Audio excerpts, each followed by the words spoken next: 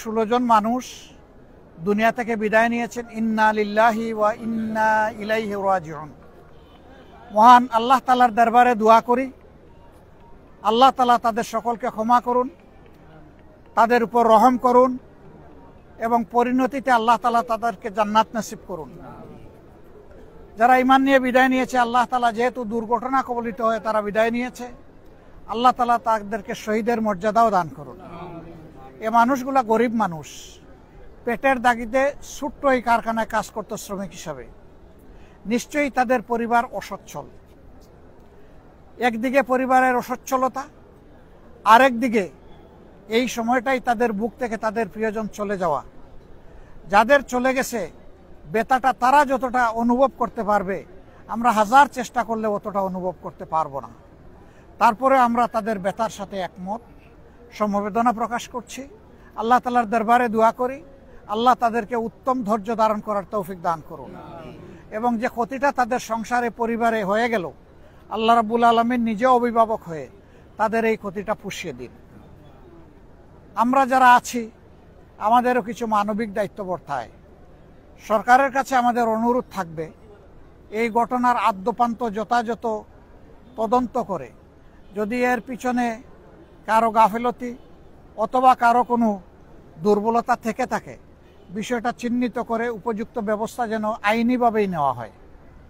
আবার সরকারের কাছে এও দাবি জানাবো, এরা যেহেতু অত্যন্ত স্বল্প আয়ের মানুষ, গরিব মানুষ, পেটের তাগিদেই এখানে এসেছিলেন নুন আনতে, যাদের পান্তা ফুরায়, তাদের পরিবারের দিকে মানবিক দৃষ্টিকোণ থেকে যেন তাকানো হয় এবং তাদেরকে যথাসম্ভব সরকারি তহবিল থেকে আর্থিক পর্যাপ্ত অনুদান প্রদান করা হয়।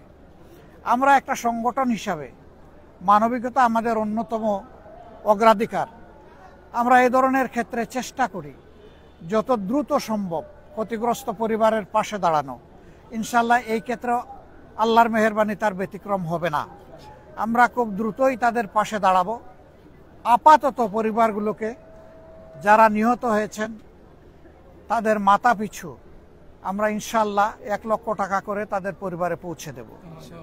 আমরা অনুরোধ জানাবো, সমাজে যারা সম্পদশালী বিত্তশালী মানুষ আছেন তারাও যেন মানবিক দৃষ্টিকোণ নিয়ে এগিয়ে আসেন। আমরা আহ্বান জানাবো, আমাদের মতো মানুষের জন্য যারা কাজ করেন সেই সমস্ত রাজনৈতিক সংগঠনগুলো তারাও এগিয়ে আসবেন এবং এই ক্ষেত্রে আমরা সবাই দায়িত্ব ভাগাভাগি করে নেব। যদি আমরা সবাই একটু একটু করে হাত বাড়াই এই দুস্থ পরিবারগুলোর দিকে, তাহলে তাদের কষ্ট ভুলে যেতে হয়তোবা এটা সহায়ক হবে, হয়তোবা তাদের বাচ্চা কাচ্চাদের কপালের ভাঁজটা একটু দূর হবে। আমরা আল্লাহ তাআলার কাছে দোয়া করি, আল্লাহ যেন এই ধরনের পরিস্থিতিতে আমরা যারা ভালো অবস্থানে আছি তাদের সকলকে হৃদয় দিয়ে অনুধাবন করার তৌফিক দান করেন এবং বিপন্ন মানুষগুলার পাশেও যেন আল্লাহ দাঁড়ানোর তৌফিক দান করেন। আমি বিশেষভাবে ধন্যবাদ জানাবো এখানে শৃঙ্খলা রক্ষায় যারা নিয়োজিত হয়েছেন এবং অগ্নি নির্বাপনে যারা দায়িত্ব পালন করছেন। জীবনের ঝুঁকি নিয়েই তারা দায়িত্ব পালন করেন। এইমাত্র কয়েকদিন আগে টঙ্গীতে এই ধরনের একটা বিষয় মোকাবেলা করতে গিয়ে তিনটা গুরুত্বপূর্ণ তাজা প্রাণ কিন্তু তাদের উৎসর্গ করতে হয়েছে। তারা আসলেই মানবতার জন্য কাজ করেন, বিশেষ করে ফায়ার ফাইটার্স যারা। আমরা তাদের জন্য দোয়া করি, আল্লাহ তাআলা যেন তাদেরকে হেফাজতের ব্যবস্থা করেন, তাদের কাজও যেন আল্লাহ সহজ করে দেন এবং তাদের মাধ্যমে যেন ক্ষতিগ্রস্ত বিপন্ন মানবতা উপকৃত হয়। বাকি যারা আইনশৃঙ্খলা রক্ষাকারী বাহিনী, সেনাবাহিনীর সম্মানিত সদস্যবৃন্দ সহ যারা আছেন তাদের সকলের প্রতি আমরা একইভাবে কৃতজ্ঞতা জানাচ্ছি। আমরা এটা অনুরোধ করব যে পুরা বিষয়টা কন্ট্রোলে না আসা পর্যন্ত আশপাশে যে জায়গাটাকে সরকারের এই বাহিনীগুলা ঝুঁকিপূর্ণ মনে করবে সেই জায়গায় মানব চলাচল যেন বন্ধ থাকে।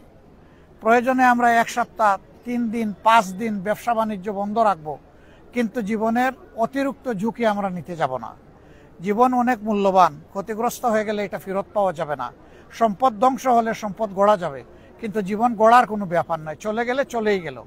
এই জন্য পর্যাপ্ত সতর্কতা এবং যথার্থ কর্মপন্থার মাধ্যমে আমাদের এই পরিস্থিতি উন্নয়ন হোক এবং এর সমাধান হোক, সেই দোয়াই আমরা করি, সেই কামনাই আমরা করি। সবাইকে ধন্যবাদ। আসসালামু আলাইকুম ওয়া রাহমাতুল্লাহ।